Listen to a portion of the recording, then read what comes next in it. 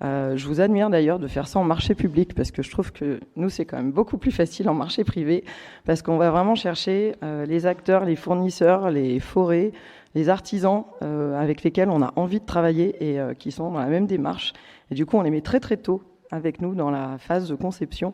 Donc on profite pleinement de leur savoir-faire et c'est hyper enrichissant et ça fait grandir très très vite. Donc bravo à vous de le faire avec toutes vos contraintes de marché public. On travaille donc sur des projets scolaires, médicaux, un peu de bureaux et notamment on a la chance de faire aussi des scieries. Donc ça, pour l'apprentissage de la matière, j'avoue, c'est royal. On a effectivement des forêts de résineux, des forêts de feuillus, des carrières de pierre. On est dans un territoire où la terre est une terre à piser et il reste effectivement tous les artisans pour mettre en œuvre ces matériaux. Donc c'est une vraie chance. En fait, on a juste à écouter notre territoire et à l'exploiter. Il n'y a vraiment pas de mérite là-dessus. Faut juste écouter. Quand on me demande pourquoi du bois peut transformer, j'ai tendance un peu à retourner la question en disant pourquoi pas. Pourquoi aller consommer plus d'énergie grise, de colle, de temps, de transport, de main-d'œuvre, quand le matériau, en étant juste effectivement scié ou coupé, quand je dis coupé, je pense notamment à la pierre massive, il nous apporte déjà tellement en étant peu transformé que je commence déjà par ce raisonnement-là. Ça ne nous empêche pas d'utiliser effectivement du lamellé-collé, de l'OSB, du contreplaqué, des matériaux comme ça, mais ça vient dans un second temps. On ne va pas commencer notre raisonnement par ça. Et du coup, pour massifier cet usage de... Je vais changer de slide un peu quand même, parce que... pour massifier cet usage de bois peu transformé, ça demande effectivement de faire la conception en sachant la matière qu'on va utiliser. Et donc, écouter le bureau structure bois, le charpentier, le scieur sur ce qu'il a comme disponibilité. Et en plus, vous réduisez une travée de 50 cm, ça peut suffire à effectivement éviter le lamellé-collé et passer sur du massif. Ce qui est important également, c'est l'économie de matière. C'est vraiment la forêt, oui, ok, c'est une ressource renouvelable, mais c'est quand même renouvelable sur un temps long. Et puis là, la construction bois, elle va en poupe. Donc, si on veut qu'il y en ait assez pour tout le monde, l'idée, c'est vraiment d'en utiliser le moins possible. Donc, de faire vraiment très attention aux matériaux consommés.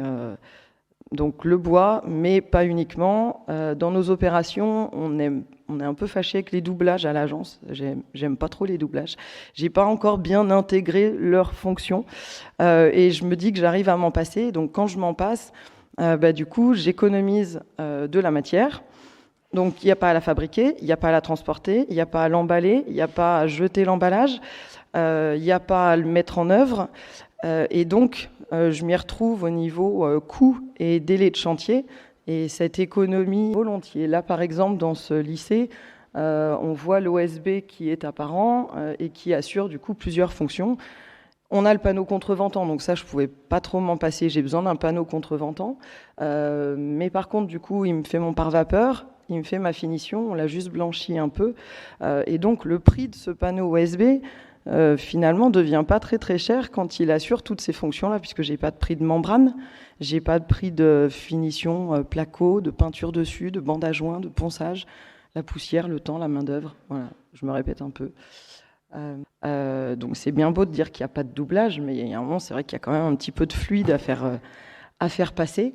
Et donc on utilise des plaintes, donc ce qu'on appelle des plaintes épaisses à l'agence, hein, c'est vulgairement 2 planches mises comme ça, et en gros qui font 20 cm de haut, 6 cm d'épaisseur, qui permettent de faire passer les fluides, de mettre les boîtes d'encastrement des prises de courant, on les voit là le long également. Donc souvent on précise bien à l'électricien de ne surtout pas commander des boîtes étanches pour notre chantier, parce que de toute façon on ne traversera pas la membrane par vapeur ou la peau qui fait par vapeur, donc une petite économie encore en plus. On retrouve là effectivement le plancher lignadal. Le fait de ne pas avoir plafond, c'est vraiment jamais un souci. Là par exemple, on met juste de la voliche sur champ. Là, qu'on voit hop là, ici. Et du coup, ça veut dire que l'économie de ce plafond, elle reste sur le territoire. Vu que c'est que de la volige, c'est de la main-d'œuvre pour le mettre en place, c'est de la sobriété en termes de transformation de matériaux, de transport, d'emballage. Mais par contre, ça laisse du coup des sous pour aller payer de la main-d'œuvre et du coup renforcer l'existence de cette main-d'œuvre sur le territoire, des scieries. On n'arrête pas de dire effectivement qu'elles ferment. Travaillons un peu plus avec eux, avec leurs matériaux. Et du coup, toute l'économie du chantier, si elle arrive à rayonner sur le territoire dans lequel elle s'implante, c'est pas de l'argent qui part ailleurs dans des gros industriels, mais qui préserve du coup nos entreprises, nos forêts qui vont être bien entretenues, qui vont être replantées. Voilà, sauvegarder tous ces savoir-faire.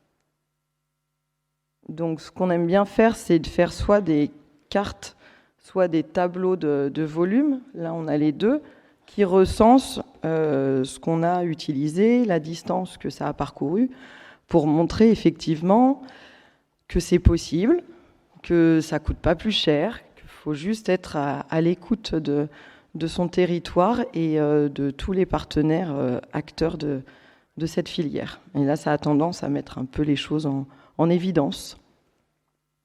Donc là, ici, on a fait le tableau de volume et de distance. Et par exemple, il faut qu'on explique en général pourquoi on a été chercher du contreplaqué en peuplier qui est sartois. Donc on dit, tu parles de bois local, ouais, mais en fait, la Sarthe, c'est vachement plus local que si j'avais pris un OSB, donc je vais peut-être un peu moins contrôler la provenance de la matière, dans lequel il y a un peu plus de colle et d'étapes de transformation. Un 3 plis épicéa, où là, je suis pour le coup sûre et certaine qu'il ne va pas être local. Donc finalement, la Sarthe, à l'échelle du peuplier, c'est assez local pour nous.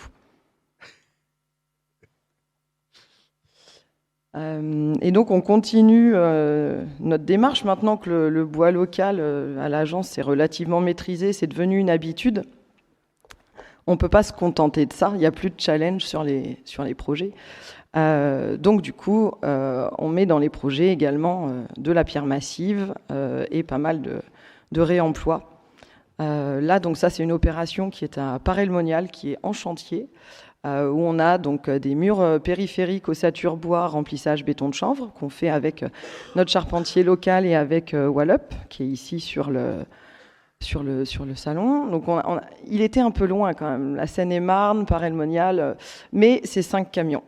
Voilà, c'est 5 semi-remorques, donc ça se quantifie et on dit ok, on y va. Les murs de refend sont en pierre massive. Les planchers sont effectivement avec de la solive massive, de la volige posée dessus et une dalle béton de 10 cm pour le diaphragme et l'acoustique. Les caissons de toit sont en bois paille. Et après, à l'intérieur, beaucoup de réemploi, de la cloison amovible de réemploi. Tous les sols moquettes sont en réemploi. Le rez-de-chaussée est en dalle de Comblanchien. Voilà. À l'extérieur, effectivement, pareil, c'est de la récupération. On a démonté un préau sur une école de Caluire. On a récupéré la charpente et elle va nous servir à faire les solivages des couloirs pour ceux qui sont de bonne qualité, et ceux qui sont moins bons, du coup, on va les utiliser en bardage, pour fermer le local de roue à l'extérieur et en traverse but-roue, en précisant bien au maître d'ouvrage que du coup elles ne sont pas éternelles, mais que si à chaque fois qu'il a besoin de les remplacer, il arrive à trouver un matériau de réemploi dont on n'aurait rien fait parce qu'il n'est pas bon, autant qu'il serve à juste bloquer une voiture qui vient sur le parking et à pas tomber dans la doune drainante qui est juste derrière. Et du coup, j'ai pris trop de temps sur cette première partie, donc je vais faire très très vite. Toutes ces réflexions et connaissances, on les a notamment parce qu'on passe quand même beaucoup de temps à Fibois, donc avec les propriétaires forestiers, les exploitants, les scieurs, les charpentiers. Et donc, de cette démarche de bâtiment, on a fait le même travail en démarche de produit, en travaillant avec une scierie qui nous a dit je sors des kilomètres linéaires d'une section dont j'en broie les 2/3. C'est quand même un peu ballot. Je te donne la section, trouve-moi quelque chose. Et donc, quand on demande cet exercice à une architecte mariée à un acousticien, qui a bien compris que l'acoustique était d'intérêt de santé publique, on lui sort un panneau acoustique. Et donc un panneau acoustique qui permet d'être réalisé sans couper absolument aucun arbre, puisque, et le temps est fini, donc il faut vraiment que je fasse très très vite, ça m'a coupé la chic. Donc voilà, ce panneau, effectivement, entre l'agrume et le panneau fini qui va sortir de l'atelier, il a parcouru 5 km. Il a été séché avec les sciures de la chaufferie bois de la scierie. Et les dalles acoustiques qui sont derrière, on utilise la dalle de plafond démontable 600-600 qu'on récupère chez un gros plaquiste qui est à 2 km de l'atelier de montage, et on lui demande les plus moches, celles qu'il n'arrivera pas à replacer, puisque comme on a un voile noir devant, on ne les voit pas. Mais du coup, voilà, on a la partie bois qui est un sous-produit et la partie absorption qui est du réemploi qui aurait fini forcément à la poubelle. Voilà, je pense que j'en ai dit la moitié, mais vous avez compris le principe. Merci à tous.